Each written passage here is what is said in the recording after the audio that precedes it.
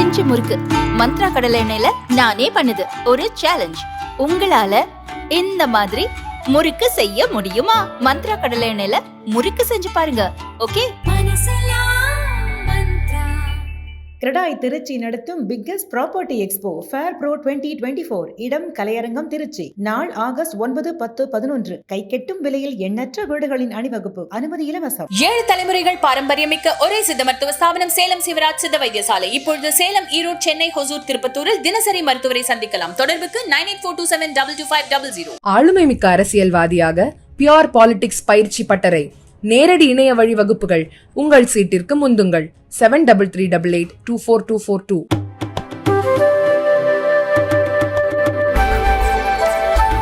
Sir வணக்கம். தமிழக பாஜக தலைவர் அண்ணாமலை மாற்றப்படப்படாருன்னு அப்பப்போ செய்திகள் வந்துட்டே இருக்கணும். இந்த முறை வந்து கிட்டத்தட்ட உறுதி அப்படின்னு சொல்றாங்க. நீங்க எப்படி பாக்குறீங்க? நம்ம பார்க்குறக்கு ஒன்றும் இல்லை, மாற்றுறது மாற்றாதோ அவங்க இஷ்டம். மாற்றினாலும் மாற்றாட்டாலும் லாபமோ நட்டமோ அதுவும் அவங்களுக்கு தான், நமக்கு ஒன்றும் கிடையாது. யாரோ வந்து அண்ணாமலை மாட்டிட்டாருன்னா நம்ம 2 பேருக்கும் பொழப்பு போக போகிறதில்ல. அண்ணாமலை தொடர்றாருன்னா நம்ம 2 பேருக்கும் வந்து 100 ரூபா இன்க்ரிமெண்ட் கிடைக்க போகிறதில்ல. ஸோ அதில் நமக்கு எந்த நேரடி தொடர்பும் கிடையாது. அது வந்து அவங்க விஷயம். பட் இது ஏன் இந்த டாக் ஓடிட்டே இருக்குங்கிறத நம்ம அப்படியே அனலிஸ் ஆகிடுவோம். மாத்திரா தான் தெரியும் நமக்கு. அவங்க பிஜேபி இஸ் நோன் ஃபார் சர்ப்ரைஸாக, சரிங்களா? அவங்க யாரை மாற்றுவாங்க, யாரை வச்சிருப்பாங்க நமக்கு தெரியாது. அது வந்து ஆல் இந்தியா பிரசிடண்டோட டெனரும் முடியுது, சரிங்களா?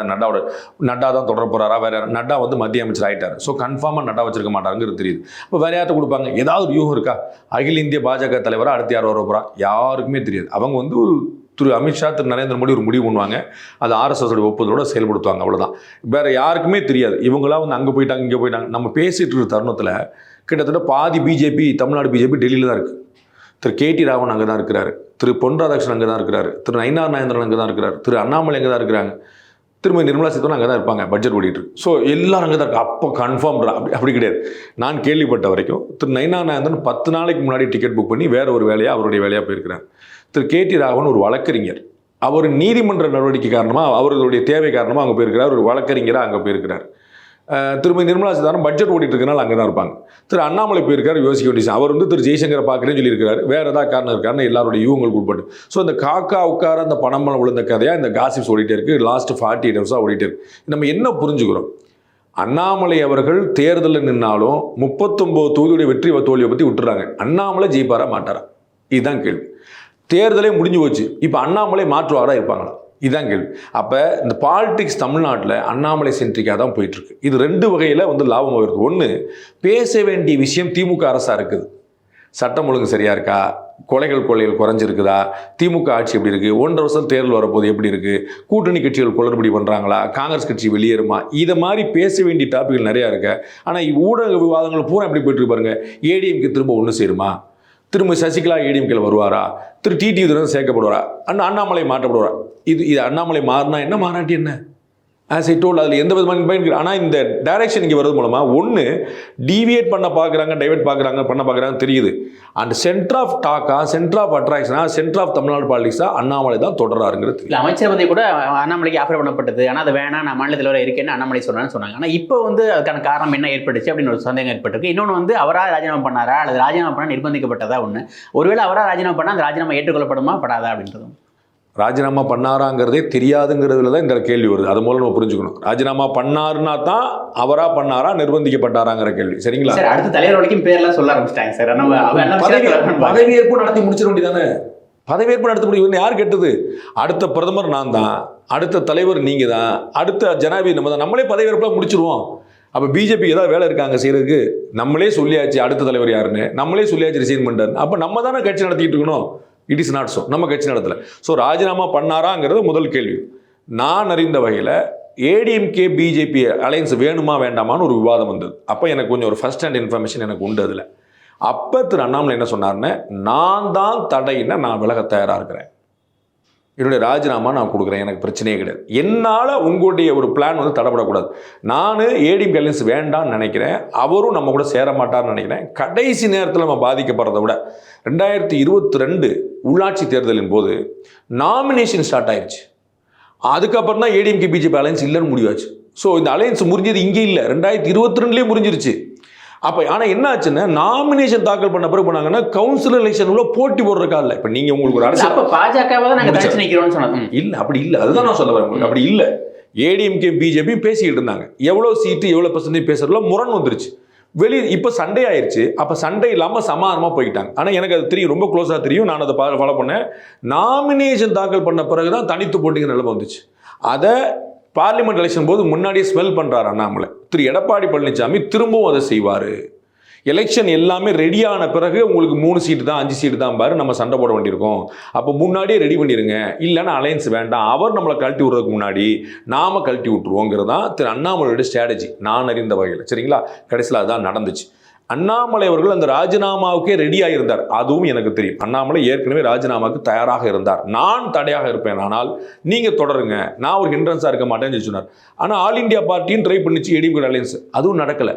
அப்போ அண்ணாமலை பிரச்சனை இல்லைங்கிற முடிவுக்கு வந்துச்சு. புரியுதுங்களா உங்களுக்கு? அண்ணாமலை விலக ரெடியாக இருக்காரு, ஹைகமாண்ட் வந்து ஏடிஎம்கே அலையன்ஸ் ரெடியாக இருக்குது, ஆனால் ஏடிஎம்கே ரெடியாக இல்லை. அப்போ அந்த அண்ணாமலை நீக்கம் இருக்கான தேவையே இல்லாமல் போயிருதுல. ஸோ அதுதான் பெட்டர். அப்போ இன்னைக்கு வந்து அப்படி எந்த தேவையும் நான் பார்க்கல. இல்ல அப்ப சொல்லப்பட்ட காரணம் அண்ணாமலை மட்டும்தான் இந்த கூட்டணிக்கு இடையூறா இருக்காரு. நான் உங்களுக்கு சொன்னேனே, நீங்க பிஜேபி காரங்கள்ட்ட ஏடிஎம்கே காரங்கள்ட்டையும் கேளுங்க. ஏடிஎம்கே அலையன்ஸ் கதவை பிஜேபி தட்டிச்சா இல்லையான்னு கேளுங்க. அண்ணாமலையை மீறி கண்டிப்பா தட்டிச்சா அண்ணாமலை வேண்டாம் கூட்டணி வேணும் அப்படின்னு எல்லாமே அதிமுக அப்ப செஞ்சிருக்கலாம்ல. அதுதான் நான் சொல்ல வர்றேன். ஏடிஎம்கே ரெடியா இல்ல. நான் அண்ணாமலையை மீறி, நான் உங்களுக்கு நல்லா அந்த ஃப்ரேஸை பயன்படுத்துகிறேன் பாருங்க. அண்ணாமலையை மீறி பாஜக அகில இந்திய தலைமை அதிமுக உறவை விரும்பியது, நடக்கலை. அப்ப அண்ணாமலை காரணம் இல்ல. உங்களுக்கு புரியுது? அந்த அண்ணாமலை மாத்ததுக்கும் பாஜக ஹைகமாண்ட் தயாரா இருந்தாங்க அப்படின்றீங்க. அது அப்புறம் முதல்ல அலையன்ஸ் வந்தா தானே பேரம் பேச முடியும். நீங்கள் நானும் கல்யாணம் பண்ணிக்கலாம் தானங்க வரச்சனை எவ்வளவு சீர்சனத்தை என்னைக்கு கல்யாணத்துக்கு ரெடி ஆகும் போது தேதி குறிச்சு நிச்சய. ஸோ அண்ணாமலையை காவு கொடுக்க தயாரா இருந்தாங்களாங்க, 2வது வச்சிருவோன்றேன் நான் சொல்ல. அண்ணாமலை அலையன்ஸுக்கு ரெடியா இல்லை, அது தெரியும்ல. இபிஎஸ் அலையன்ஸுக்கு ரெடியா இல்லை, அது தெரியும்ல. அதை மீறி பிஜேபி ட்ரை பண்ணிச்சு ஹைகமாண்டு, ஆனால் நடக்கலை. அப்போ அண்ணாமலை காரணம் இல்லைன்னு தெரியுதாங்கிறேன் நான். உங்களுக்கு புரியுதா? அந்த ஸோ அண்ணாமலையை காவு கொடுத்துட்டா அலையன்ஸ் வந்துடலாம், ட்ரை பண்ணிருக்க வேண்டியதானே, நடக்கல. அப்போ அலையன்ஸுக்கே ரெடியா இல்லைன்னு சொல்லும்போது நான் தங்கம் கொடுக்குவா வெள்ளி கொடுக்குவாங்கிற பேச்சுக்கே ரெடியா இல்லைன்ற நான். இப்போ வருவோம். இப்போ இதே மாதிரியான விஷயங்கள் போயிட்டு இருக்கு. யார் தடுக்கிறா, யார் யார் கொடுக்க நிற்க போறா, ஒன்றுமே கிடையாது. அண்ணாமலை கொண்டு வந்தோட நோக்கம் என்ன? தமிழ்நாட்டு பிஜேபியில் அண்ணாமலை அரசியல் அனுபவமே 3 வருஷம், அரசியல் அனுபவமே 3 வருஷம், பிஜேபியில் 3 வருஷம் இல்லை, பொலிட்டிக்கல் எக்ஸ்பீரியன்ஸே 3 வருஷம். அண்ணாமலை அவர்கள் பிறக்கிறதுக்கு முன்னாடியிலேருந்து பிஜேபியில் இருக்கிற ஒரு ராஜா. சரிங்களா? வானதி சீனிவாசன் ஏபிவிபி ப்ராடக்ட், மாணவ காலத்திலேருந்து இருக்கிறாங்க. திரு கேடி ராவன் மீச முளைக்காத காலத்திலேருந்து கட்சியில் இருக்கிறாரு, சங்கத்தோடைய ஆள். சரிங்களா? இவ்வளவு பெருமக்கள் உட்கார்ந்துருக்கும்போது கருப்பு முருகானந்தம் அவ்வளோ கேஸு, ஏபி முருகானந்தம் இந்தியா முழுக்க பணி, ப்ரொஃபசர் சீனிவாசன் வந்து சுதேசி ஜாகரன் மன்சோடைய ஆள். இப்படி உள்ள சங்கத்துடைய குரூப்புகள்லேருந்து பரிவாரிலேருந்து வந்து அவ்வளோ பேர் இருக்கும்போது எதுக்கு திரு அண்ணாமலை ஐபிஎஸ் ரிசைன் பண்ண சொல்லிட்டு இங்கே கூட்டணும்? அப்போ அந்த சர்ஜிக்கல் ஸ்ட்ரைக்கோட பர்பஸ் இன்னும் சால்வ் ஆகலைன்றேன். கொடுக்கப்பட்ட அதீத முக்கியத்துவத்தை வந்து அவர் தவறா பயன்படுத்திட்டாரு. யார் சொன்னா தவறா பயன்படுத்தினாங்கன்னு ஒரு புகார் சொல்லுங்க, என்ன வந்திருக்குன்னு சொல்லுங்க, ஹைகமாண்ட் அதிருப்தின்னு சொல்லுங்க. இப்ப இந்த முருகன் அவர்கள் இருந்த அந்த 3 வருஷ பீரியடு முடியுது.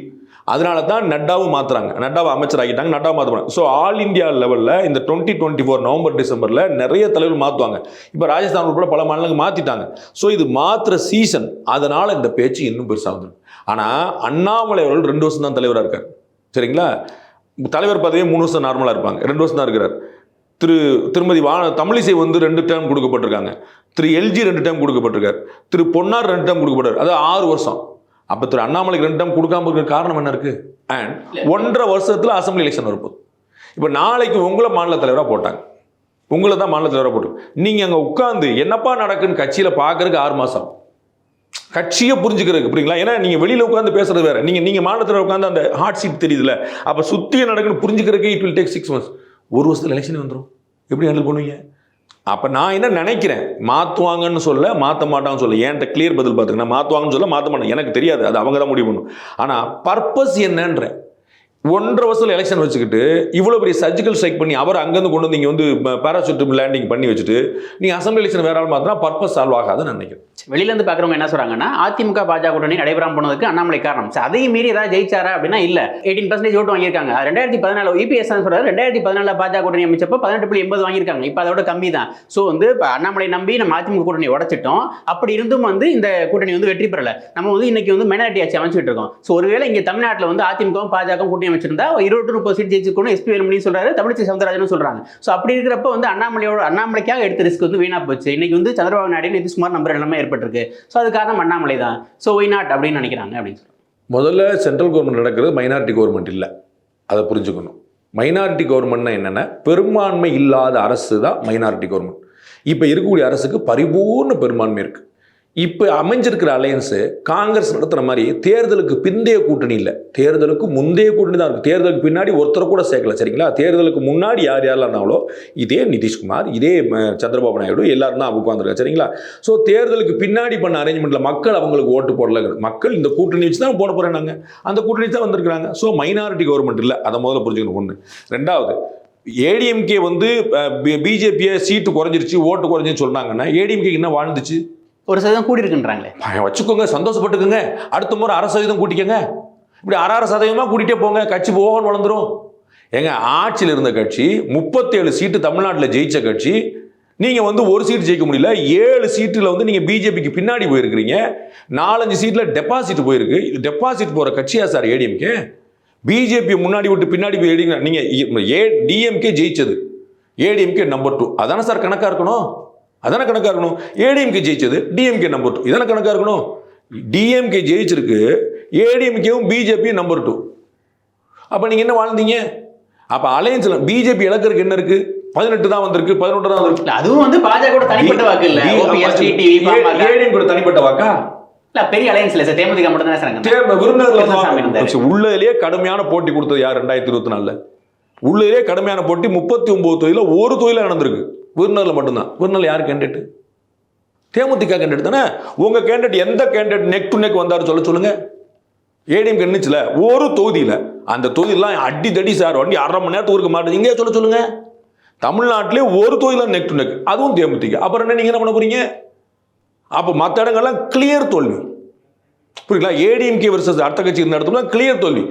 டிஎம்டிகே வர்சஸ் இன்னொரு கட்சி இருந்த இடத்துல தான் கடுமையான போட்டி. அப்புறம் நீங்கள் என்ன சொல்ல போறீங்க?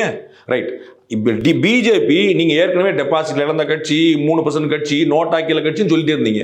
அவங்க 3 இருக்கிறாங்க, 11 இருக்கிறாங்க, 18 இருக்கிறாங்க. பொய்ன்னு வச்சுக்கோங்க, 10 இருக்கிறான்னு வச்சுக்கோங்க.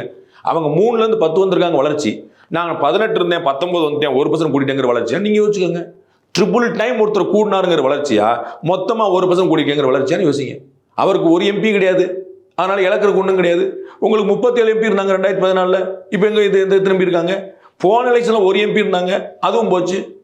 அப்போ நீங்கள் அடுத்தவங்களுக்கு வந்து எனக்கு ஒரு கண்ணு போச்சு, அடுத்தவங்க 2 கண்ணு போன பரவாயில்ல நினச்சிக்கின்னு போங்க. எல்லாம் உலகமே வந்து பார்வையிட்டு போக வேண்டியதான். இல்லை, அந்த ஸ்டேட்மெண்ட் சொன்னேன். எஸ்பி வேலுமணி சொல்றாரு, நான் பாஜகவும் அதிமுக கூட்டணியில் இருந்திருந்தா ஒரு 30 சீட் ஜெயிச்சிருக்கலாம். அது தமிழிசையும் வழிமொழிகிறாங்க. ஸோ இதை வந்து அண்ணாமலையினால தான் இது போச்சுன்றதுனால தான் ஹைகமாண்ட் இந்த முடிவு எடுத்திருக்கா. அது பழைய கேள்வி. நான் அதை திரும்பவும் 3வது முறையாக நான் ட்ரை பண்ணுறேன். அண்ணாமலை அவர்களை மீறி பிஜேபி ஹைகமாண்ட் ட்ரை பண்ணுச்சு. இவர் வேலுமணி அவர்கள் கூட்டணி வேணாம்னா யார் தடுத்தா அவரை? திரு வேலுமணி அவருடைய மனசாட்சி உங்களுக்கு தெரியுமா தெரியாது? விமர்சிச்சதுனால எங்களால இணங்கி போக முடியல. அதெல்லாம் சும்மாங்க. இதே திரு வேலுமணில இருந்து 100 பேர் வந்து அலையன்ஸ் வேணும்னு உள்ள சொன்னாங்க. திரு எடப்பாடி பழனிசாமி கேட்கலங்க. இது எல்லாருக்குமே தெரியுங்க. இது ஓப்பன் சீக்ரெட்டுங்க. இது ஏடிஎம்கேல பிஜேபி அலையன்ஸ் வேண்டாம்னு நினைச்சது மொத்தம் 3-4 பேர் தான்.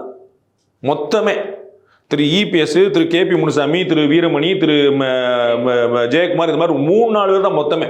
மற்ற எல்லாருமே இதே தங்கமணி, வேலுமணி, செல்லூர் ராஜு, ராஜேந்திர பாலாஜி தம்பி எல்லாருமே வேணும்னு நினைச்சாங்க. எல்லாருமே. ஈவன் ஆஃப்டர் எலெக்ஷன் நெடுஞ்சாலை நகரில், சேலத்தில் திரு எடப்பாடி பழனிசாமி வீட்டுக்குள்ளே நினைச்சு நீங்கள் கேட்டுப்பாரு. கட்சியில் விவரம் தெரிஞ்ச மேல்மட்ட மக்கள்கிட்ட கேட்டுப்பாரு. உங்களால் தான் அப்படி போச்சுன்னு ஒரே சண்டை உள்ள. ஸோ அவங்க விரும்பினாங்க. திரு எடப்பாடி பழனிசாமி அவர் வேற ஏதோ கணக்கு வச்சிருக்கிறாரு, என்ன கணக்குன்னு தெரியாது, அதனால வேண்டான்னு விரும்பினேன். அது அண்ணாமலை காரணம்ங்கிறதோ ஜெயலலிதா விமர்சிச்சாங்கிறதோலாம் வந்து சும்மா, அதெல்லாம் நிறைய பேசிட்டேன். சரி, அப்போ அது காரணம் இல்லை அப்படின்னா பிஜேபியில் உள்ள இன்டர்னல் பிரச்சனை, வார் ரூமில் வந்து மற்ற தலைவர்களை திட்டுறாரு அப்படின்னு சொல்றாங்க. இன்னைக்கு வந்து 10,000 கோடி ரூபா சொத்து சேர்த்துட்டார் அண்ணாமலை அப்படின்றாங்க. மணல் டீம்ல இருந்து காசு வருது அப்படின்றாங்க. ஆருத்ரா விவகாரத்தில் அவர் பேர் அடிபட்டிருக்குன்றாங்க. ஸோ இது மாதிரியான பிரச்சனைகள் தான் காரணமா? பல பேர் அவர் வந்ததுக்கப்புறம் ஒதுங்கியிருக்காங்க. கௌதமி ஒதுங்கியிருக்காங்க, காயத்ரி ரகுராம் வந்து வெளில போயிருக்காங்க, கல்யாணராமன் வந்து விமர்சிக்கிறாரு, திருச்சி சூர்யா வந்து இப்போ வெளில போயிருக்காரு, சிடிஆர் நிறுவனம் வெளில போயிருக்காரு. ஸோ இதெல்லாம் ஒரு காரணமா இருக்க வாய்ப்பு இருக்கா? எத்தனை லட்சம் ஓட்டு வெளியே போயிருச்சுன்னு சொல்லுங்க. எத்தனை கோடி ஓட்டு வெளியே போயிருச்சுன்னு சொல்லுங்க.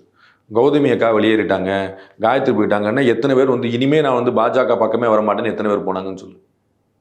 அதுக்கப்புறம் நீங்க ஒரு பெரிய அவதூறு பட்டியல் சொல்றீங்க.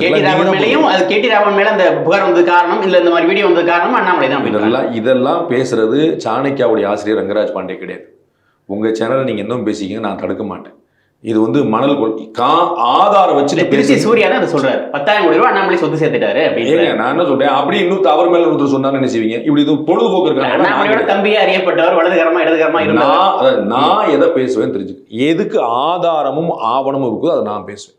உங்களுக்கு ஒரு ரேட்டிங் வேணும், ஒரு ஜிஆர்பி வேணும், ஒரு வியூஷிப் வேணும்னா நீங்க பேசுங்க, நான் தடுக்க மாட்டேன். நீங்க வந்து இன்னும் 15 சேர்த்து சொல்லுங்க, நான் தடுக்க மாட்டேன். இருக்கிற குற்றச்சாட்டுகளை தான் நான் கேட்கிறேன். அப்படி பண்ண முடியாதுங்க, ப்ரூவ் பண்ணும்ல. நான் சொல்லிட்டு போக முடியுமா? அப்படி நீங்க சொல்லுங்கன்றேன். திருச்சி சூர்யா சொல்லிட்டு எனக்கு பிரச்சனை இல்லை, நான் பேச மாட்டேன். ஏன்ட்ட எதை பேசுவேன், நீங்க கையில டாக்குமெண்ட் கொடுங்க, நான் பேசுறேன். புரியுங்களா? யாரை பற்றியும் நான் பேச மாட்டேன். நான் வந்து திரு ஸ்டாலின் பற்றியும் பேச மாட்டேன், திரு உதயநிதி பற்றியும் பேச மாட்டேன். புரியுங்களா? நான் ரங்கராஜ் பாண்டே வாயில் ஒரு வார்த்தை வரணும்னா எனக்கு ஒரு கன்விக்ஷன் வேணும், எனக்கு ஒரு தெளிவு வேணும், ஒரு கிளாரிட்டி வரும். மாத்துனா கூட நான் ஒத்துக்க மாட்டேன். புரியுங்களா? நாளைக்கு திரு அண்ணாமலை மாத்தார், நாளை கழிச்சு நம்ம பேட்டி பண்றோம். புரியுங்களா? அப்ப நான் வந்து பார்த்தீங்களா 10,000 கோடி அடிச்சு, அதுக்கு நான் ஒத்துக்க மாட்டேன். மாத்துனதுக்கு மாத்திருக்கலாம், ஆனா மாத்தின காரணம் இது நான் சொல்ல மாட்டேன். உங்களுக்கு புரியுங்களா? அப்ப வாய் புளிச்சதோ மாங்காய் புளிச்சதோ அரசியல்ல பேசுற பழக்கத்தை முதல்ல தயவு செய்து நிறுத்து.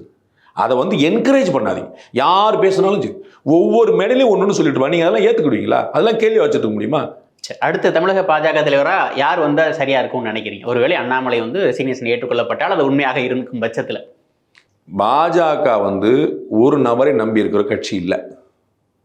வாஜ்பாய் இந்த நாட்டுடைய பிரதமராக இருக்கிற வரைக்கும் மோடிங்கிற ஒரு கான்ட்ரவர்சியல் லீடர், அவரால் பிரச்சனை. புரியுங்களா? வாஜ்பாய் அவர்களே நான் எந்த முகத்தை வச்சு நான் உலகத்தை பார்ப்பேன்னு சொன்னவர். ஸோ வாஜ்பாய் பிரதமராக இருக்கும்போது முதலமைச்சராக இருந்த இவர் வந்து கான்ட்ரவர்சி. இன்னைக்கு யோகி ஆதித்யநாத் வந்து பாசிட்டிவ்ல ஓடிட்டு இருக்காரு, அப்படி இல்லை நெகட்டிவ்ல ஓடிட்டு இருந்துச்சு. சரிங்களா? ஆனால் இன்னைக்கு அவர் வந்து உலகம் போற்றக்கூடிய ஒரு தலைவராக உயர்ந்து இருக்கார். சரிங்களா?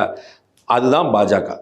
ஆர்எஸ்எஸ் வந்து ஒரு நபர்கிட்ட விதை போடாது, இதை மாதிரி 100 பேர்கிட்ட விதை போடும். தமிழ்நாட்டில் கேப்பபிள் லீடர்ஸ் மட்டும் 10 பேர் இருக்கிறாங்க. கேப்பபிள் லீடர்ஸ் மட்டும் 10 பேர்கள். அது யாரை போட போறாங்கன்னு எனக்கு தெரியாது, அவங்க போட போறாங்களான்னு எனக்கு தெரியாது. அவருக்கு மாற்று இருக்குதான்னு எனக்கு கட்டாயம் இருக்கு.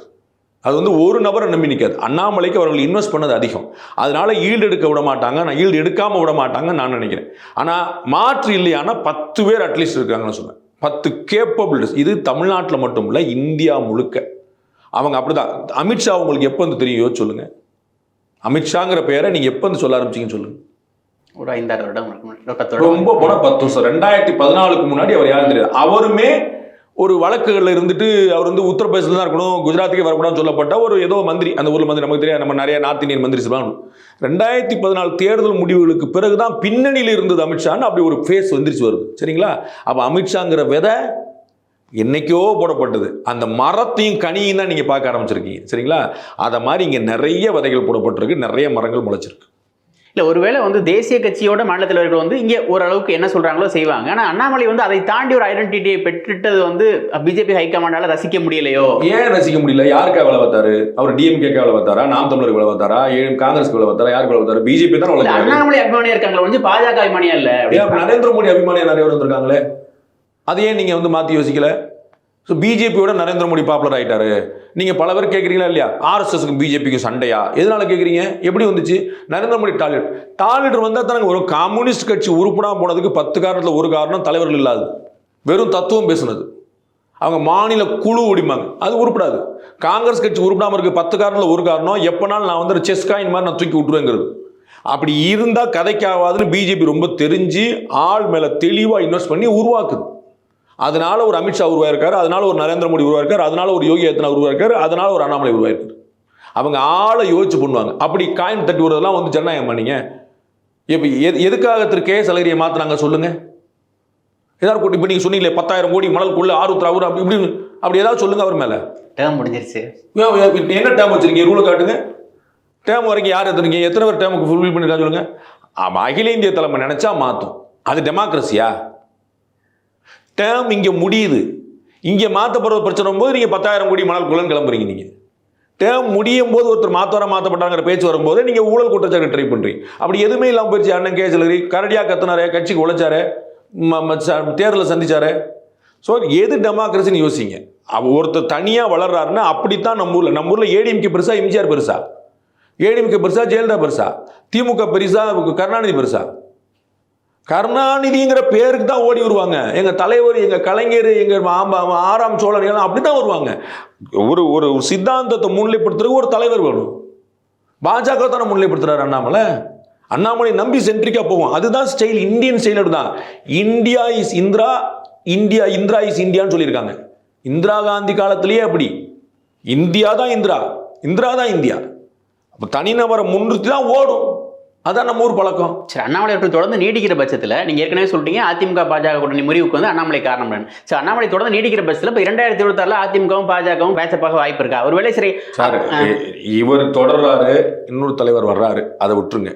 ஏடிஎம்கே அலையன்ஸுக்கு இனிமேல் ட்ரை பண்ணுறது நல்லது இல்லைன்னு நான் நினைக்கிறேன். ஏன்னா டைவர்ஸ் பண்ண பொண்டாட்டி மேலே நீங்கள் பழக்கம் வச்சுக்கூடாது. டைவர்ஸ் பண்ணிட்டீங்க அப்படின்னா நீங்கள் தனி கொடுத்தன போயிட்டு அடுத்த வேலையை பார்க்கணும். டைவர்ஸ் பண்ணிட்டீங்க அவ்வளோதான், தனியாக நீங்கள் உங்கள் பாடம் பார்க்க போயிருந்து அவங்க பாடம் போய்க்கணும். இன்றைக்கி உங்களுக்கு ஒரு ஓட்டு வந்திருக்கு. இது நம்முடைய ஓட்டா லக்கில் கிடைச்சதா கூடுதா குறைதாங்கிறது அடுத்த எலெக்ஷனில் தான் தெரியும். அடுத்த எலெக்ஷன் இன்னும் முக்கியமான எலெக்ஷன். இங்கே பாதி பேர் நம்ம மக்கள் வந்து பார்லிமெண்ட் எலெக்ஷன் யாருக்கும் நினச்சி போடுவோம், அசம்பிளி எலெக்ஷன் தான் நம்ம எலெக்ஷன் நினைப்பான். அப்போ இன்னமும் உங்களுடைய திறமையை, உங்களுடைய சொந்த செல்வாக்கை ப்ரூவ் பண்ணுற டைம் இனிமேல் தான் வரப்போகுது. அப்போ நீங்கள் உள்ளே இருக்கணும். அப்போ நான் வந்து ஏடிஎம்கே அலையன்ஸுக்கு போகாமல் ஏடிஎம்கே அவங்க பாட பார்க்கட்டும், நீங்கள் உங்கள் பாட பாருங்க, உங்கள் ஓட்டை கொடுங்க. எல்லா கட்சியும் ஆட்சிக்கு வர தானே சார் ட்ரை பண்ணும், அப்படிதான் ட்ரை பண்ணும். அப்போ பாஜக ஆட்சிக்கு வரணும்ல, இன்னைக்கு இல்லை நாளைக்கு இல்லை நாளைக்கு என்னைக்கு வரணும். அப்போ எப்படி ஆட்சிக்கு வருவீங்க? ஏடிஎம்கே அலையன்ஸ் வந்தால் ஏடிஎம்கே ஆட்சிக்கு வருமா, பிஜேபி ஆட்சிக்கு வருமா? டிஎம்கே கூட 10 கட்சி கூட்டணியில் இருக்கு சார். யார் ஆட்சியில் இருக்கா? டிஎம்கே. அப்புறம் ஏடிஎம்கே கூட 10 கட்சி கூட்டணி போங்க, யார் ஆட்சிக்கு வருவா? ஏடிஎம்கே. அப்போ பிஜேபி ஆட்சி வரணும், பிஜேபி முன்னிலையில் போகணும்ல. இன்னைக்கு ஒரு அலைன்ஸ் வந்திருக்குது, அவங்க வந்து ஒன்றா வந்து வேலை பார்த்துருக்காங்க. விக்ரவாண்டி எலெக்ஷன் வரைக்கும் ஒன்றா வேலை பார்த்துருக்காங்க. அப்போ அதை முன்னிறுத்துறதுக்கு தான் முயற்சி பண்ணணும். அதை விட்டு திரும்ப போகிறதுங்கிறது புத்திசாலித்தனம் இல்லை. போவாங்களா இல்லையான்னு எனக்கு தெரியாது, போனாலும் போட்டாலும் எனக்கு நட்டம் இல்லை. அதிமுக பாஜக கூட்டணி 2026 பாஜக ஹைகமாண்ட் விரும்பிச்சுன்னா அதுக்கு அண்ணாமலை இடையூறாக இருப்பாருன்னு தோன்றதுனால இப்போ பண்ணுறாங்களான்னு கேட்குறேன். நீங்கள் கவலையப்படாதீங்க, ஏன் இவ்வளோ யோசிக்கிறீங்க? இருந்துருவாரோ போயிடுவாரோ தலையப்படுவாரோ அதெல்லாம் அவங்க சொன்னது கவுண்டர் சமயத்தில் யார் பெரியவன்றதா இபிஎஸ் அண்ணாமலைக்கும் போட்டி. ஒரு விஷயம் பாருங்க, சரி இபிஎஸ் அண்ணாமலைக்கும் போட்டி, யார் ஜெயிப்பாங்கிற ஓரம் வச்சிரும். அமித்ஷாவுக்கும் அண்ணாமலைக்கும் போட்டி வந்தால் யார் சார் ஜெயிப்பா? அமித்ஷா. அப்புறம் என்னங்க இவ்வளோ யோசிச்சுட்டு இருக்கிறீங்க? உங்களுக்கு தெரியுதா? எளிமையான பதில் சொல்லிட்டீங்க, நினைச்சா நிமிஷத்துல மாத்திரலாம். அப்புறம் அண்ணாமலை வளர்ந்துட்டாரோ, அண்ணாமலை பெருசாக நீங்களே சொன்னீங்க அவர் கொண்டு வந்ததுக்கான நோக்கம்னு நிறைவேறல, அவரை விடவும் முடியாம பிடிச்சிக்கவும் முடியாம தவிக்கிறாங்களான்னு கேட்கிறேன். எங்க அதுக்கான பதில் நீங்க முன்னாடியே சொல்லிட்டீங்க. அமித்ஷா நினைச்சா அண்ணாமலையை காலி பண்ண முடியுமா, அண்ணாமலை நினைச்சா அமித்ஷா காலி பண்ண முடியுமா? எளிமையான பதில் சொல்லுங்க. ஓகே. அப்ப அமித்ஷா பெரிய ஆளுங்கிறது தெரிஞ்சிருக்குல்ல. அப்புறம் உங்களுக்கு அண்ணாமலை வளர்ந்துட்டார், அண்ணாமலை தடுத்துட்டார் அப்படிலாம் கிடையாது. அண்ணாமலை அந்த கட்சிக்கு தான் வேலை பார்க்கிறாரு. நீங்க ஆசைப்பட்டுக்கலாம், ஏதோ நடந்துடாதா, ஏதோ ஒரு குட்டை குழம்பிடாதா, ஏதாவது ஒரு மீன் பிடிச்சிட மாட்டோம், ஒன்றும் பிடிக்க போறது. 2026 இப்போ கூட்டணி அரசு அப்படின்றதுக்கான சாத்தியக்கூறுகள் இருக்கு சார். இப்போ காங்கிரஸ் வந்து ஒரு கோரிக்கை எழுப்பியிருக்காங்க, அமைச்சர்கள் வந்து எங்களுக்கு பிரதிநிதித்துவம் வேணும் அப்படின்னு சொல்லிட்டு. அது இவிகேஎஸ்க்கும் கார்த்தி சிதம்பரத்துக்கும் சண்டை நடந்துச்சு. இவிகேஎஸ் சொன்னார் கார்த்தி சிதம்பரம் வந்து திமுக கூட்டணி இல்லைன்னா டெபாசிட் கூட வாங்கிக்க மாட்டேனார். இன்னைக்கு வந்து காங்கிரஸ் கமிட்டி கூட்டத்தில் வந்து கார்த்தி சிதம்பரம் நடவடிக்கை எடுக்கணும் அப்படின்னு சொல்லிட்டு KR ராமசாமி அவர்கள் தலைமையில் வந்து போராட்டம் பண்ணுறாங்க. ஸோ வந்து காங்கிரஸ் கூட்டணியில இருந்து ஒருத்தர் வந்து கூட்டணி அரசுன்ற கேட்டதே தப்பா பார்க்குறாங்களா? அதை எப்படி பார்க்குறீங்க? இன்னொன்று வந்து 2026 கூட்டணி அரசு அல்லது அமைச்சரவையில் பிரதிநிதித்துவம்ன்றதுக்கு வாய்ப்பு இருக்கா? 26 என்ன நடக்க போகுதுங்கிறத நம்ம 26 பார்ப்போம். Too early. என்ன விஜய் வரணும், அலையன்ஸ் நிற்கணும். இப்பயே பாருங்கள், ஏடிஎம்கே பிஜேபி சேருதா சேரலையான்னு தெரியல. ஏடிஎம்கே பிஜேபி சேர்ந்தா வேறு ரிசல்ட், ஏடிஎம்கே பிஜேபி சேராட்டா வேறு ரிசல்ட். விஜய் வந்து ஒரு அலையன்ஸ் போட்டாருன்னா வேறு ரிசல்ட். விஜய் சீமானோட கூட்டணி சேர்ந்தா வேறு ரிசல்ட். விஜய் டிஎம்கே அலையன்ஸில் யாரோட கூட்டணி சேர்ந்தா வேறு ரிசல்ட். இப்படி 150 வாய்ப்புகள் இருக்கும்போது நம்ம வந்து 26 பற்றி கற்பனை பண்ணோம். அதை ஓரமாக வச்சிடும். காங்கிரஸ் கட்சியில் ஒரு தலைவருக்கு எதிராக இன்னொரு தலைவர்கள் வந்து கோஷம் போடலைன்னா தான் செய்தி போடுற. எனக்கு என்ன செய்தினே தெரியல. அது ரெகுலராக நடக்கிறது தானே. திரு கார்த்தி சிதம்பரத்துக்கு எதிராக இன்னைக்கு கோஷம் போடலை. திரு கார்த்தி சிதம்பரத்துக்கு சீட்டு கொடுக்கக்கூடாதுன்னு டெல்லி வரைக்கும் போய் போராட்டம் பண்ணியிருக்காங்க. சரிங்களா? அப்போ ஜோதிமணிக்கு கொடுக்கக்கூடாதுன்னாங்க, மாணிக் தாக்கூர் கொடுக்கக்கூடாதுன்னாங்க. இப்படி ரொம்ப சாதாரண அங்கே வந்து ஒரு தலைவருக்கு எதிராக 4 பேர் கிளம்புறது வந்து டெமோக்ராட்டிக் கட்சி, ஜனநாயக கட்சி. அது அதனால அங்கே வந்து ரொம்ப பகிரங்கமாகவே கார்த்தி சிதம்பரம் ஒழிகன்னு காங்கிரஸ் மீட்டிங்லேயே கோஷம் போடுவாங்க. அது ரொம்ப சாதாரண விஷயம். அதில் தெரியும் நோ சர்ப்ரைஸ். அதை மீறி தான் அவர் ஜெயிச்சிருக்காங்க. ஆனால் கேட்டிருக்காரு, கேட்டதுக்கு அப்புறம் தான் அந்த கோஷம் வந்து வலுக்குது. திமுக கூட்டணியில் வந்து அமைச்சரவையில் பங்கு வேணும்னு கேட்டதுக்கு அப்புறம் தான் வலுக்குது. கட்சி வளர்க்குறது கேட்க தான் செய்வாங்க. இது முதல் முறையான கேள்வி இல்லை. திரு EVK சிலங்கோன் அதை சொல்லியிருக்கிறாரு, திரு தங்கபாலு சொல்லியிருக்கிறாரு. இதற்கு முன்னாடி இருந்த தலைவர் பெருமக்கள்லாம் வந்து எங்கள் கட்சியை வளர்க்குறதுக்கு நாங்கள் திரு காமராஜர் ஆட்சி மீண்டும் கொண்டு வரணும்னு பேசியிருக்கிறாங்க. அப்போ யாரோட ஆட்சி? கலைஞர் ஆட்சி சொல்ல மாட்டாங்கல்ல, திமுக ஆட்சி சொல்ல மாட்டாங்கல்ல. காமராஜ்னா காங்கிரஸ் ஆட்சி தான் அவங்க கிளைம். அப்போ அவங்க கட்சியை வளர்க்கறதுக்கு அவங்க சொல்லத்தான் செய்வாங்க. அதை ஏன் ஏற்றுக்கல காங்கிரஸ் கட்சிக்காரர்கள், காங்கிரஸ் தொண்டர்கள் ஏற்றுக்கலையா? அது ஏன், எதனால அந்த எதிர்ப்பு வருதுன்னு நினைக்கிறீங்க? காங்கிரஸ் தொண்டர்கள் ஏற்றுக்கிடுவாங்க. எப்படி வர மாட்டாங்க? நம்ம நீங்கள் சொல்கிறீங்க நம்ம வீடு வந்து நம்ம சொந்த பந்தங்களே நம்பர் 1 நம்ம குடும்பம் தான் வரணும்னு நீங்கள் சொல்கிறீங்க. யார் எதிர்ப்பா? வீட்டில் இருக்கக்கூடிய பெரியவங்க என்ன சொல்லுவாங்க? நம்ம அப்படிலாம் சண்டை போட முடியாதா, எல்லாரும் ஒன்று மண்ணா இருந்திருக்கோம், நம்பருக்குள்ள நம்பர் 1 யார் வேணா நம்ம மாட்டு வேலையை பார்ப்போம்னா சொல்லுவாங்க. அது வந்து உங்களை தடுக்கிறாங்கன்னு அர்த்தம் கிடையாது. திரு EVK சிலங்கோன் இதற்கு முன்னாடி இவர்களை விட அக்ரெசிவாக கோஷம் போட்டவர். காங்கிரஸுக்கு ஆதரவாகவும் திமுகவுக்கு எதிராகவும் திரு கார்த்தி சிதம்பரமோ திரு செல்வ பெருந்தகையோ திமுகவுக்கு எதிராக ஒரு வார்த்தை கூட சொல்லலை. அவரும் காமராஜர் அமையினார் செல்வ பிறந்தது. காமராஜ் சாமி நான் திமுக ஆட்சி ஒளியும் சொல்லல. நான் சொல்ல நல்லா புரிஞ்சுக்குங்க. நான் நல்லா இருப்பேன்னு சொன்னா நீங்க நாசம் அப்போ அர்த்தம் கிடையாதுல்ல. நீங்க ஏன் அப்படி யோசிக்கிறீங்க? நான் நல்லா நம்பர் 1 வாங்கிடுவேங்க, அப்போ என்னை ஃபெயிலாக போன்னு சொல்றீங்க. நீங்க சண்டைக்கு வரீங்க சார். நான் நம்பர் 1 வருவேன்றேன், நீங்க வந்து அப்போ நான் ஃபெயிலாக போவேனா அப்படின்னு. அது he was talking about himself. ஆனால் ஈவி.கே. இளங்கோவன் திமுகவுக்கு எதிராக பேசினவர். அந்த வித்தியாசத்தை புரிஞ்சுக்குங்க. செல்வ பெருந்தகை திமுகவுக்கு எதிராக பேசல, அது புரிஞ்சுக்குங்க. அவங்க கட்சி வழக்க பார்க்குறாங்க. ஆனால் திரு ஈவி.கே. இளங்கோவன் என்ன சொல்றாரு? டேய் நான்லாம் நிறைய பட்டு அடி வாங்கிட்டேன், இதெல்லாம் நடக்காது, நம்ம கட்சிக்கு ஒத்து வருது, அலையன்ஸில் போனோமா சேஃப்டியாக இருந்தோமாங்கிறதா அப்படி அனுபவத்தை சொல்றாரு. புரிஞ்சு வேணும் வேண்டாம் அவங்க இஷ்டம். அவரும் காங்கிரஸுக்கு எதிராக செயல்படல, அவர் இதை விட அக்ரெசிவா பேசினவரும் சொல்ல வர்றேன். இதுக்கு மேல முடியாது பட்டு தெரிஞ்சுட்டேன் அப்படின்னு நான் பட்டுக்கிட்டேன், நீங்க சின்ன பிள்ளைலாம் போட்டு இருக்கையும் கெடுத்து விட்டுறாதீங்கப்பான்றார். அண்ணாமலை வந்து அவ்வப்போது மாற்றப்பட போறான்னு சொல்றது போலயே துணை அமைச்சராக உதவி வரப்போறாரு அப்படின்னு அப்போ சொல்லுவாங்க. துரைமுருகன் கூட எனக்கு கொடுத்தா என்ன, யார் தான் வேணாம்பாங்க அப்படின்னு சொன்னார். இப்போ முதலமைச்சர் ஸ்டாலின் வந்து அதை குறித்து பேசுறப்ப கோரிக்கை வலுத்திருக்கு, இன்னும் பழுக்கல அப்படின்னு பதிலளிச்சிருக்காரு. எப்படி பாக்குறீங்க? யார் தடுப்பா? அது வழுக்குது பழுக்குது, கீழே விழுந்துருச்சு, அது வந்து இதயக்கணி கையில் வந்துருச்சு, யார் தடுக்கிறதுக்கு இருக்கா? திரு உதயநிதி துணை முதலமைச்சர் ஆனால் இன்னைக்கு இல்லை நேற்று இல்லை, இது பழுக்கிறதுக்கு முன்னாடி காஞ்சி இருக்கும் போதே யார் தடுத்துருப்பா? கௌதம சிகாமணி வந்து கிளம்பி இல்லை எனக்கு கொடுங்கன்னு கேட்டிருப்பாரா? செந்தில் பாலாஜி அப்போ நான் ஒரு சீனியர் இருக்கேன்னு சொல்லியிருப்பாரா? செந்தில்குமார் வந்து இல்லை நான் இருக்கேன்னு சொல்லியிருப்பாரா? அன்பில் மகேசன் யார் அங்கே இருக்கா சண்டை போடுறதுக்கு? எல்லாருமே தெரியும் இது வந்து யார் அடுத்து வர போகிறா அப்படின்னு. அவங்களுக்குலாம் தெரிஞ்சு போச்சு. கள்ளக்குறிச்சி சம்பவத்தும் போது யார் போனா, எல்லாருக்கும் யார் காசு கொடுத்தா, எல்லாருக்கும் 10 லட்ச ரூபா நிதி கொடுத்தது அரசு சார்பாக கொடுத்தது யாரு? அவர் ஜூனியர் மினிஸ்டரா சீனியர் மினிஸ்டரா? புரோட்டோகாலில் அவர் எங்கே இருக்கிறாரு? எப்படி அவர் பின்னாடி எல்லாரும் போனாங்க? செந்தில் பாலாஜி அவர்கள் பார்த்துருப்போம், மருத்துவமனையில் வந்து எல்லாரும் கூடி உட்காந்து பேசுனாங்க. யார் மையத்தில் இருந்தால் யார் சுற்றி உட்காந்துருந்தா? அப்போ சீனியர் ஜூனியர்ங்கிற பிரச்சனையே கிடையாது. யார் நம்பர் 2ன்னு எல்லாருக்கும் தெரிஞ்சு வச்சு எல்லாரும் ஏற்றுக்கொண்டு விட்டார்கள். குடும்பத்திலையும் சண்டை கிடையாது, வெளியும் சண்டை கிடையாது. முன்னாடியாவது கனிமொழி சொன்னாங்க, தயாநிதி சொன்னாங்க, அழகிரி சொன்னாங்க அப்படின்னு ஆள். இப்போ குடும்பத்திலையும் பிரச்சனை இல்லை, கட்சியிலையும் பிரச்சனை கிடையாது. அப்போ யார் தடுக்கிறா? பழுத்திருக்க வரைக்கும் காத்திருக்க வேண்டியதே இல்லை. அவருக்கு என்னைக்கு தோணுதோ நாளில் என்னைக்கு நல்லா இருக்கோ அன்னைக்கு பண்ணிக்க வேண்டியது. வெளியிலேருந்து பார்க்குறவங்க அதை எப்படி எடுத்துப்பாங்கன்னு நினைக்கிறீங்க? அது வெளியில் இருக்கவங்க தெரியும்ல. வெளியில் இருக்கவங்க யாராவது நாளைக்கு தேர்தல் நடத்தி தான் தேர்ந்தெடுப்பாங்க. திமுகவுடைய அடுத்த தலைவர் யார், இல்லாட்டி தமிழகத்துடைய அடுத்த துணை முதலமைச்சர் யார் அப்படின்னு அவங்க வந்து குழுக்கள் முறையில் தேர்ந்தெடுப்பாங்கன்னு நினைப்பாங்க. அது எல்லாருக்குமே தெரியுமா அவங்க தான் அப்படின்னு. அவங்களுடைய குடும்பம், அவங்களுடைய கட்சி, அவங்களுடைய ஆட்சி, அவங்க எடுக்கிற முடிவு. ஹூ இஸ் தேர் டு ஸ்டாப்னு கேட்குறேன். நான் யாருக்கு எடுப்பான்றேன்? வாரிசு அரசு சொல்ல போறீங்களா? அது எல்லாருக்குமே தெரியுமே. அன்னைக்காவது ஒரு ஊரில் வாரிசு இருந்துச்சு, இன்னைக்கு ஊருக்கு வாரிசு இருக்க. எல்லா மாவட்டத்திலையும் அந்தந்த வாரிசை கொண்டு வந்துட்டாங்க. கே நேரு மகன் எம்பி, பொன்முடி மகன் மாவட்ட தலைவர், ஆற்காடு விராசாய் மகன் எம்பி, தங்கம் தென்னரசு சகோதரி வந்து எம்பி, கீதா ஜீவன் மந்திரி, அவருடைய சகோதரர் மேயர். தமிழ்நாடு முழுக்க சார். நீங்க என்ன சொல்ல போறீங்க? வாரிசு வந்துருச்சு திடீர்னு சாக்கா எந்திரிக்கிறீங்க, இந்திரா காந்தி செத்து போயிட்டாங்களான்னு. நன்றி சார், உங்களுடைய நேரத்தை மிக்க நன்றி.